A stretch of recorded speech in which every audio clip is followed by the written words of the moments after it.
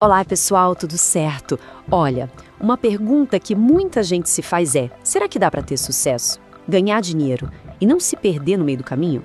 Hoje, a gente vai mergulhar fundo num guia, baseado na obra do Tiago Brunet, que fala exatamente sobre isso. Como ganhar o mundo, mas sem perder a alma. Então se prepara, porque a reflexão hoje vai ser daquela. Bom, e para começar, vamos direto ao ponto. A pergunta que define tudo. É uma questão bíblica, sabe, que atravessa séculos e bate de frente com a gente.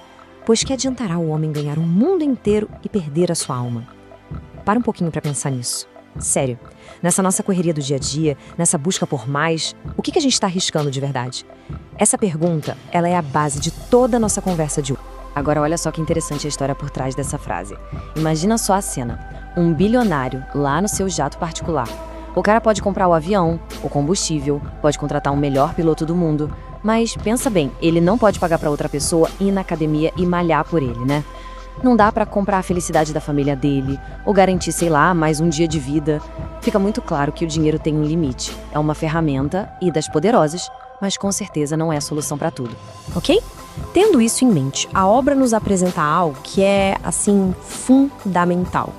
Quando o assunto é grana e propósito de vida, basicamente só existem dois caminhos. E olha que interessante, não tem a ver com onde a pessoa nasceu, com a família, mas sim com a mentalidade que ela escolhe ter.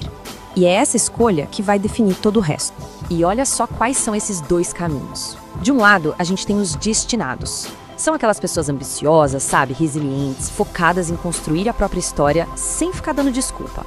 Já do outro lado, estão os alienados.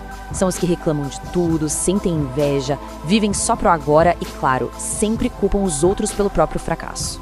A pergunta que fica, para todo mundo refletir, é: qual dessas duas mentalidades tem guiado as nossas decisões no dia a dia? Certo, então a pergunta é: como é que se trilha o caminho para se tornar um destinado? A resposta está em entender o mapa. E esse mapa, ele é feito de dois elementos que a gente precisa dominar: o nosso destino e a nossa mentalidade. Bora decifrar cada um deles agora.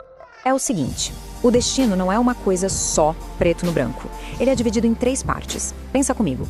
Primeiro tem o que a gente pode chamar de destino rígido. Sabe, são as cartas que a gente recebe na vida e não tem como mudar. Onde nascemos, a família que temos, essas coisas. Depois vem o destino flexível. E aqui a coisa muda, porque é sobre como a gente joga com essas cartas que recebeu. São nossas escolhas de todo dia que vão moldando o nosso futuro. E por último, tem o destino planejado, que seria o grande plano, o propósito maior, com o qual a gente pode se alinhar ou não. A grande sacada é que a prosperidade de verdade acontece quando a gente consegue fazer esses três dançarem na mesma música. E para conseguir alinhar esse destino, o segredo é elevar a nossa mentalidade. Existem 4 níveis, uma escadinha mesmo. A maioria das pessoas começa como sobrevivente, sabe? A cabeça está focada só no prazer imediato, no sextou. Daí a pessoa evolui para executor. Aqui o foco é cumprir ordens, manter o emprego. O próximo degrau é o empreendedor, que já assume riscos, começa a planejar metas. E o último nível, o topo, é a mentalidade de destino. É quem cria sistemas, pensa no longo prazo, no legado. O ponto-chave aqui é o seguinte: o progresso financeiro de alguém está totalmente ligado a essa evolução de mentalidade. A pergunta para a gente refletir é: em qual desses níveis a gente se encontra hoje? Mas atenção, porque essa jornada tem uma armadilha.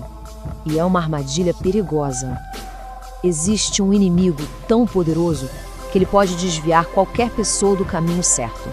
E o pior de tudo, o mais perigoso, é que esse inimigo não tá lá fora não. Ele mora dentro da gente, no nosso coração. E é por causa dele que tanta gente acaba, no fim das contas, perdendo a alma. E aqui a gente chega no ponto central sobre essa ameaça. Olha bem, o problema nunca, jamais, foi o dinheiro. O dinheiro em si é neutro, é só uma ferramenta. O verdadeiro inimigo é o amor ao dinheiro. É aquele momento em que ele deixa de ser um servo para se tornar o nosso Senhor. Um Deus que exige toda a nossa atenção, toda a nossa devoção. Essa é a verdadeira batalha espiritual que vai definir se uma pessoa ganha o mundo ou se perde a própria alma. E o nome desse amor doentio pelo dinheiro é ganância. Simples assim. Mas a obra nos dá uma definição que vai ainda mais fundo. Ganância é idolatria. É o ato de colocar o dinheiro no altar, no lugar que deveria ser de Deus. É exatamente isso que significa perder a alma enquanto se tenta ganhar o mundo. Então vamos organizar as ideias. Se a riqueza não é o objetivo final e a ganância é o grande cilada, qual é o verdadeiro propósito de prosperar? Para que serve tudo isso? E a resposta? A resposta muda completamente a nossa perspectiva. O dinheiro não é um tesouro para a gente ficar guardando e acumulando. Ele é uma ferramenta para construir algo muito, muito maior. E essa obra, essa construção, ela se apoia em 4 pilares bem claros. Uma riqueza com propósito serve para, primeiro, para cumprir o seu destino aqui na Terra. Segundo, para servir e dar dignidade para sua família. Terceiro, para apoiar a sua comunidade de fé. E quarto, para ajudar os pobres, os necessitados. A riqueza só encontra o seu verdadeiro sentido quando ela flui através da gente, para abençoar outras pessoas e não quando fica parada, represada. E a gente termina com essa reflexão que é para levar para a vida. Se o dinheiro é só uma ferramenta, tipo um martelo ou um pincel, então a grande pergunta da nossa vida não deveria ser quanto dinheiro eu consigo juntar.